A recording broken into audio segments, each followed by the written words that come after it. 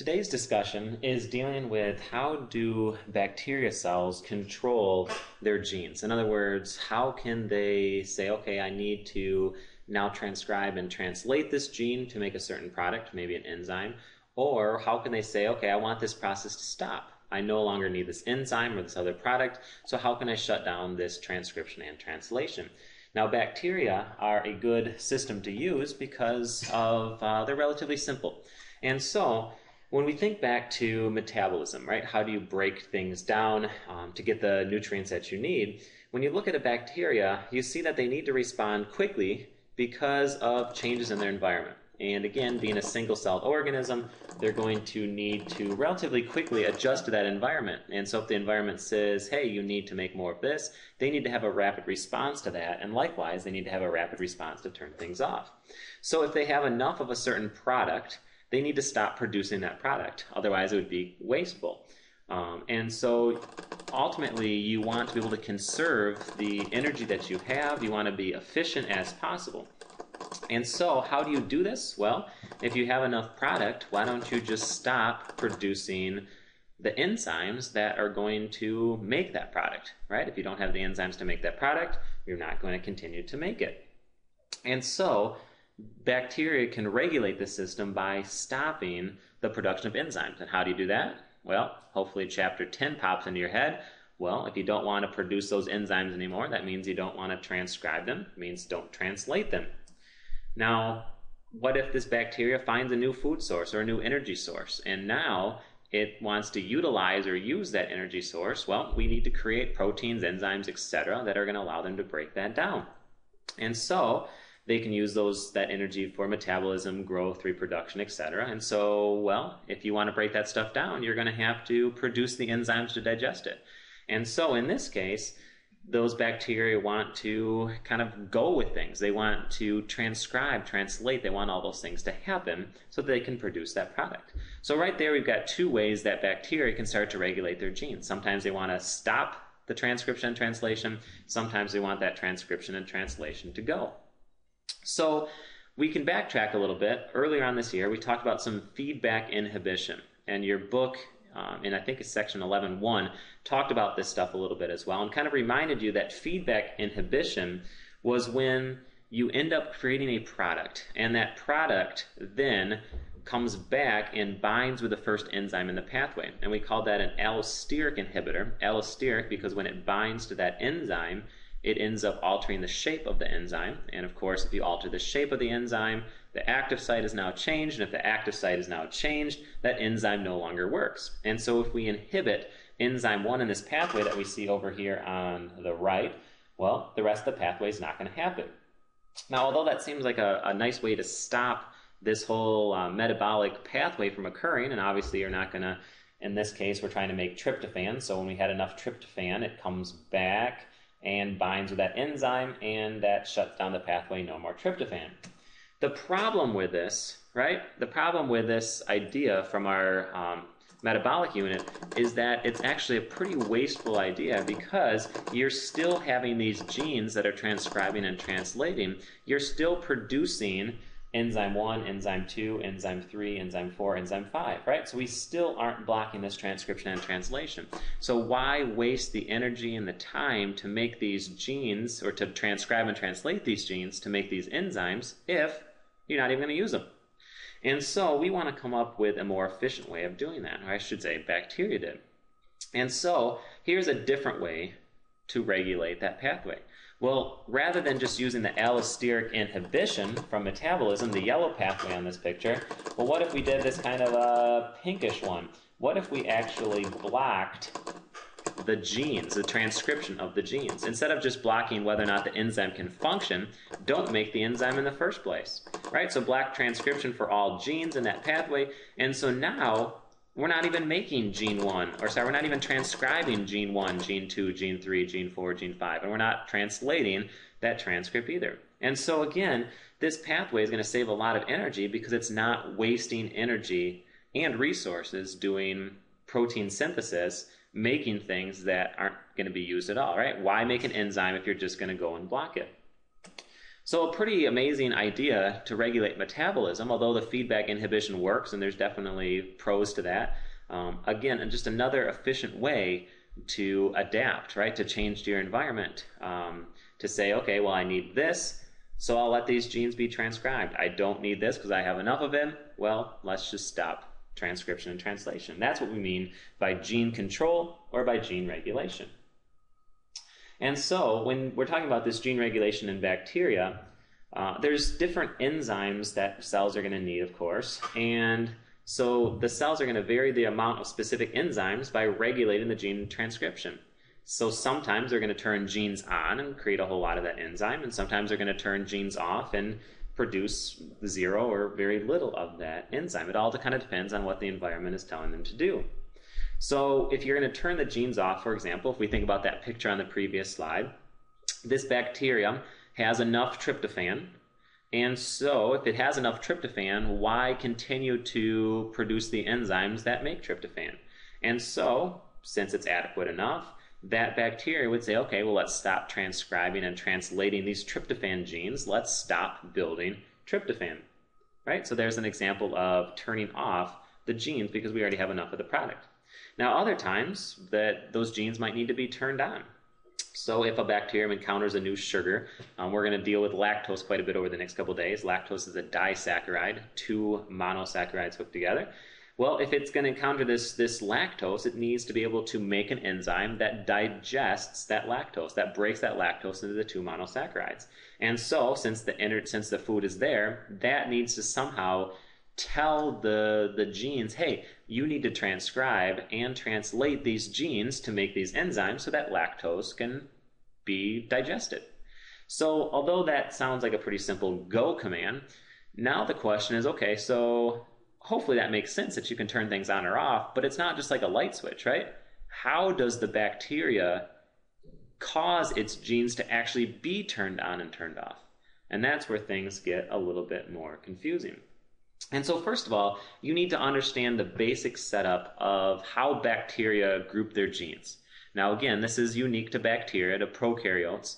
We'll see some different methods of regulation in eukaryotes in 11.3 and 11.4, but this gives us a really good idea of how we can start to kind of block this transcription, this translation of genes. So hopefully you read about some of these terms for today, and so now it's just kind of piecing the material together. So first of all, we have this group that's called an operon. And an operon is something we're going to be working for the next probably 3 days or so in class, almost the rest of the week. And so the operons are genes grouped together with related functions. And so if you see the picture below, this whole thing, or probably 2/3 of this thing over here, this is called the TRP operon. It's just one specific operon that we'll talk about in a minute. We've got this TRP operon, and what it's doing is it's got these genes. We can see a whole bunch of genes grouped together, and the reason why they're grouped together is because they're all going to make polypeptides, proteins, that are going to help to make the enzymes to make tryptophan, right, for tryptophan synthesis. So they're all doing relatively similar things, and so they're hooked together. And it also contains this region called a promoter. And so together, this whole unit is called an operon, all the enzymes in a specific metabolic pathway. Now this promoter, we've talked about promoters in chapter 10, but promoter is where that RNA polymerase is going to bind, right? RNA polymerase is the enzyme that's going to be able to transcribe. And so if you want your genes to be transcribed in a messenger RNA, you need to have a place for RNA polymerase to bind. And so we can see that the promoter is to the left of the genes that are going to be transcribed. So this is where RNA polymerase, you can see it binding there right now. And a single promoter controls the transcription of all the genes in the operon. In other words, once that RNA polymerase binds at the promoter, it's going to transcribe all 4 or 5 of those genes that we see right there. It's going to transcribe them all as one unit. In other words, it's going to make one messenger RNA strand that has information from all 5 of those genes. Now, this is something that's a little bit different that we didn't see in the last chapter. So the reason why all those genes are back to back is because they're all going to be needed at the same time.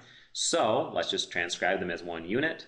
And then we have one transcript, and that one transcript that can then be used to actually make those individual enzymes or those individual proteins. Then finally, as part of this promoter, there's an operator. The operator is in yellow on this diagram, kind of looks like a little puzzle piece here.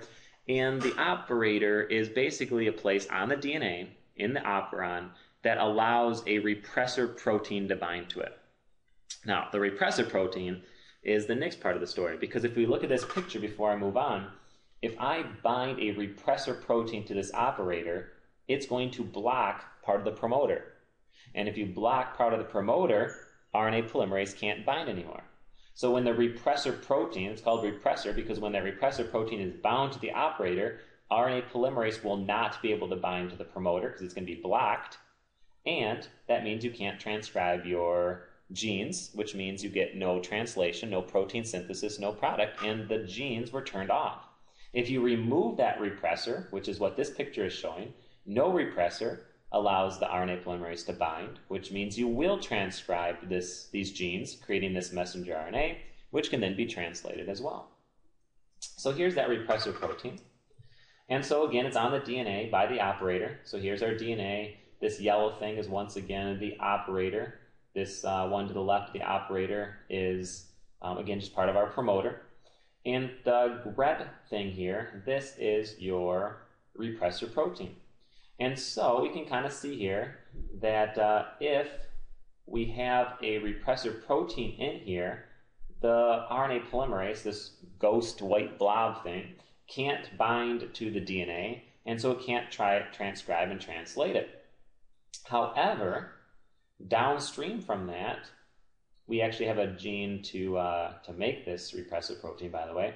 If, in this case, this particular example, this molecule, right, tryptophan, if this molecule binds to this repressor protein, that changes the shape of the repressor protein, which allows the repressor protein to come in. In other words, this is that example we saw a couple minutes ago. We have enough tryptophan, so because we have enough tryptophan, we don't want to make any more. And so that tryptophan binds to the repressor protein, which activates it, right? When it's this shape over here, it's not going to fit in the operator. But now it is activated, and so now it will fit into the operator, and transcription will stop, and we will make no more enzymes to make tryptophan. Then, think about it, our tryptophan is going to get used up, right? Somewhere down the line, this bacteria is going to need to make more tryptophan. Well, when tryptophan starts to run out, there won't be enough tryptophan to bind to the protein, the repressor protein, and so the repressor proteins won't be able to bind to the operator anymore, and now RNA polymerase will be able to, and it'll start to transcribe those genes, start to produce those enzymes, which will then start to create tryptophan, and that cycle is going to repeat.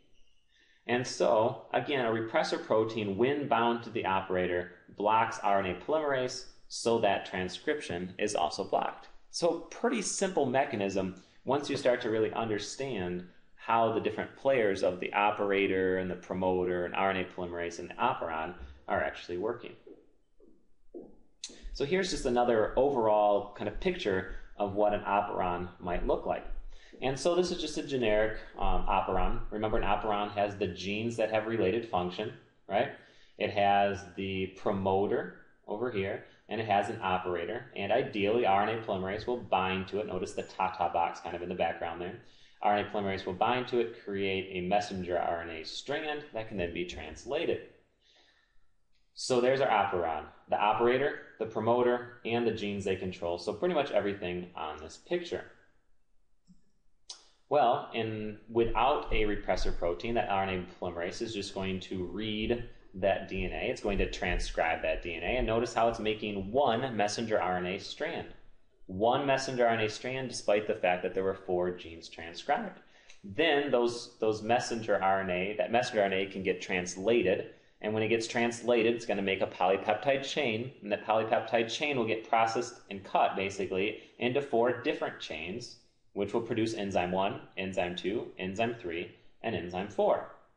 And of course, those enzymes are functioning together to make a certain product.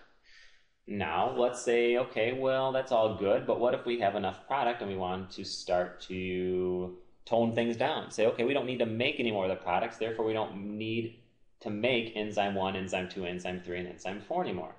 And so at that point, a repressor protein might come in.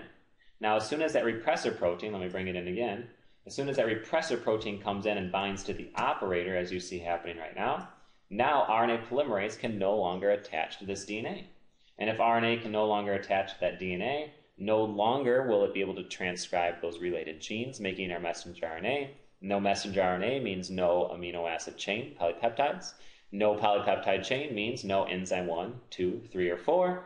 And no enzymes 1, 2, 3, and 4 means we're not making that product anymore. And so you can see RNA polymerase, poor old thing, can't bind to it, and so it runs away all unhappy. As soon as that runs away, we lose our transcript, we lose our translation, we are no longer making our product. Now, this whole idea of an operon was discovered with a particular operon called the lac operon. The lac operon. And it was discovered by, I'm probably slaughtering these guys' names, but Francois Jacob and Jacques Monod.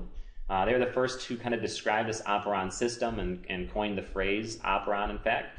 They were doing this in about 1961 and later received a Nobel Prize in 1965 for their work. And so basically the rest of our discussion, which will be part 2, is going to deal with 2 specific examples of an operon. One that is basically turning on and one that's basically turning off, and that is going to be the lac operon and the TRP or the TRP operon. And you'll see more details on those in part 2.